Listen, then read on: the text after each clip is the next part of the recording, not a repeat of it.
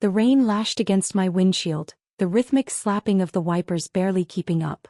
My hands gripped the steering wheel as I navigated the empty streets, my mind elsewhere. Tomorrow's presentation, the client's impossible demands, the growing distance between me and my husband. I exhaled, tension coiling in my shoulders. Just get home. Then out of nowhere, a blur. A motorcycle shot across the intersection inches from my hood. My foot slammed the brake, tires screeching against wet asphalt. My heart punched against my ribs as I skidded to a stop. The bike wasn't as lucky. It clipped the pavement, the rider flung forward, rolling over the slick road. For a second everything froze. The only sound was the rain relentless against the roof of my car. Then movement. The rider pushed up, shaking off the fall like it was nothing. I threw open my door, stepping onto the wet pavement, my heels sinking into a puddle. Are you insane? You could have been. My words died as he turned toward me. The sharp features, the dark eyes burning with that same reckless defiance. 5 years had passed, but I knew exactly who he was. He stared back, unbothered, like I was the ghost here, not him. His gaze flicked over me, unimpressed. Figures, he muttered under his breath before lifting his bike upright. I was still processing his presence when he swung a leg over the seat, revved the engine and sped off into the night. I stood there, rain soaking through my clothes, cold seeping into my bones. The past had just collided with me at full speed. And I had no idea what it meant. I arrived at the office before sunrise, the city still half asleep, but my mind was already racing. Today was critical. Investors were flying in, expecting to see a flawless presentation, a bold new campaign, a vision that would convince them to pour money into my agency. I'd spent months curating every detail, overseeing every concept. It had to be perfect. Then just an hour before the meeting, my assistant rushed in, face pale, voice tight. Our lead photographer had pulled out. I felt the floor shift beneath me.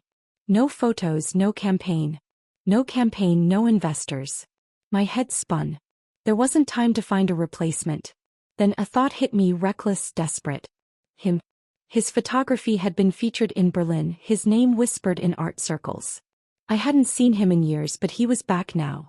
I dialed his number, barely believing what I was about to do. The line clicked. His voice came through, lazy, amused. You must be kidding. I swallowed my pride, explained the deal.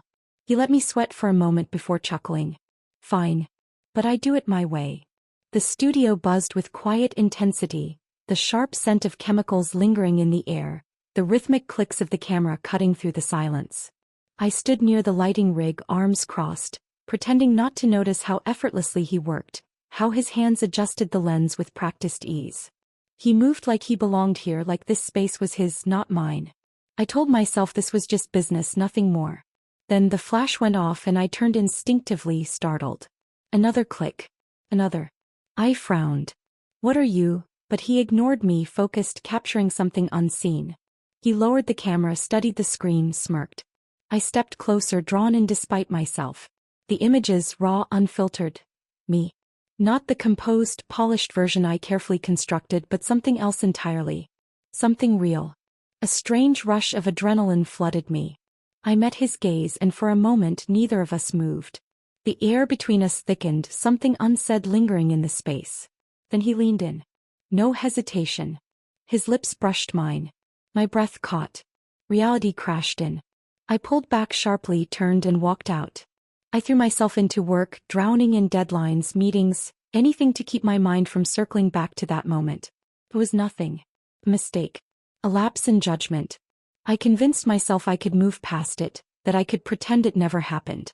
But he was always there, too close, too calm, acting as if nothing had changed. In the studio, his voice cut through the air with practiced ease, giving directions, adjusting lights, snapping photos as if our lips had never touched. But his eyes told a different story. There was something in the way he looked at me now, something patient, knowing, like he was waiting for me to crack. I avoided his gaze, kept our conversations clipped, professional. I told myself I was in control. That night, I made dinner at home, something I hadn't done in months. My husband walked in, surprised, pleased.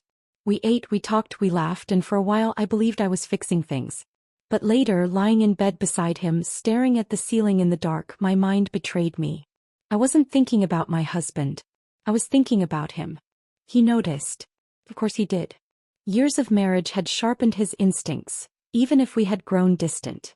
So when he suggested dinner, just us, no distractions, I forced a smile, nodded, told myself this was exactly what I needed. We went to our favorite restaurant, the one with dim lighting and soft jazz humming in the background, the place we used to escape to when life was simpler.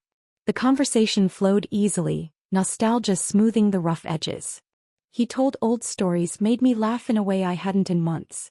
For the first time in a while, I let myself relax, let myself believe that maybe we could find our way back. When he reached across the table and took my hand, warmth spread through me. When he leaned in and kissed me, soft, familiar, safe, I kissed him back. This was home. This was right. But later, lying in bed beside him, his breath even in sleep, my mind drifted where it shouldn't. No matter how tightly I clung to the past, my thoughts refused to stay. They pulled me back to the studio. Back to the wrong pair of lips. The offer came too easily, too naturally, like my mind had already decided before my lips formed the words. It was work. Nothing more. A high-profile shoot in another country, a rare opportunity to elevate the agency, to secure a client that could change everything. He was the best photographer I had. The choice was obvious. That's what I told myself as we boarded the plane, as we checked into the hotel, as I walked past his door every night, reminding myself that mine was only a few feet away. Days blurred into long hours of work. Adjusting lighting, perfecting angles, capturing the kind of raw, untamed beauty that made people feel something. We moved in sync, our conversations effortless, slipping into something deeper without permission. Then one evening when the city had gone quiet, we found ourselves on the terrace, the air thick with the scent of jasmine and the remnants of summer heat. A bottle of wine between us, our words slower, heavier. He watched me, that same unshaken confidence in his eyes. No camera, no distractions. Just him. Just me. And nowhere left to run. The sun hung low, spilling gold across the horizon, the kind of light photographers chase but rarely capture. He positioned me near the edge of an old stone balcony overlooking the city, his lens focused, precise, patient. Just stay like that, he murmured, voice steady, but something else swam beneath it. The shutter clicked. Each frame stealing something I wasn't sure I could take back. The wind lifted my hair, the warmth of the fading light wrapped around me, and in that instant I knew I had lost. Not to him, not even to desire, but to something far more dangerous. To myself. That night we sat outside, the hum of the city distant, the weight of unspoken words pressing between us. He didn't move, didn't reach for me, but his presence was a pull and I felt myself tipping. I gripped the chair's armrest, knuckles white, forcing myself to breathe. He didn't need to say anything. His silence was enough.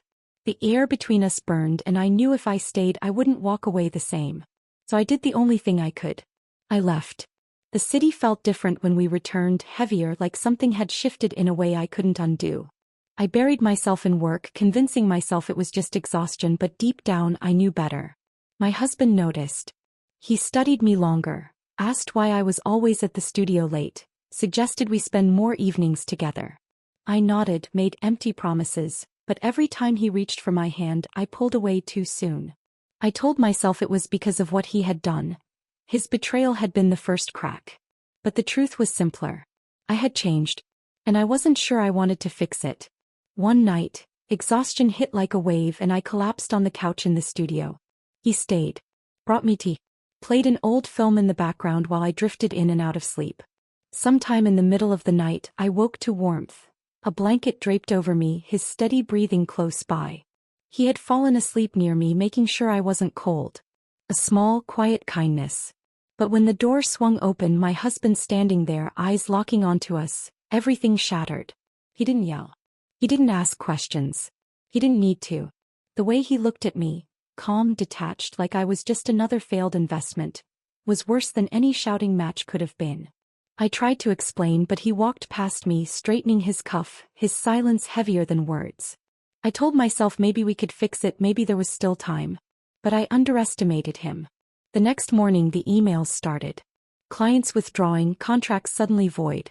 By noon the investors had pulled out. By evening the agency was drowning. He never once said my name, never once confronted me. He just erased everything I had built, piece by piece. And I let him. I had no defense. I had done this to myself. He was merely finishing the job. Late that night he showed up at the studio, his voice steady, almost sympathetic. "Now we're even," he said, and then he was gone. My phone buzzed. Him. He told me to leave with him, that we could start over, that none of this had to matter. But as I stared at the wreckage of my life, I knew the truth. It already did. The office was empty. Desks abandoned, phones silent, the air thick with the weight of what used to be. Just days ago this place had been mine. My creation, my empire. Now it was nothing. Just another casualty of a war I never admitted I was fighting. My marriage was gone, my career reduced to dust. My name now a quiet scandal whispered in circles I no longer belonged to. I sat at my desk, fingers tracing the grain of the wood, staring at the only thing left, an untouched photograph. Me laughing, caught in a rare, unguarded moment. He had taken it. It was how he saw me before everything crumbled. Before I destroyed it all. The door behind me stayed closed. No footsteps. No last-minute redemption. He wasn't coming back. He had left, moving forward, untangled, free. I picked up the photograph, ran my thumb over the edges, then tore it in half. The sound was sharp in the silence. I stood, letting the pieces slip from my fingers, and walked out. The hallway swallowed me whole, the lights flickering off behind me. Nothing left but darkness.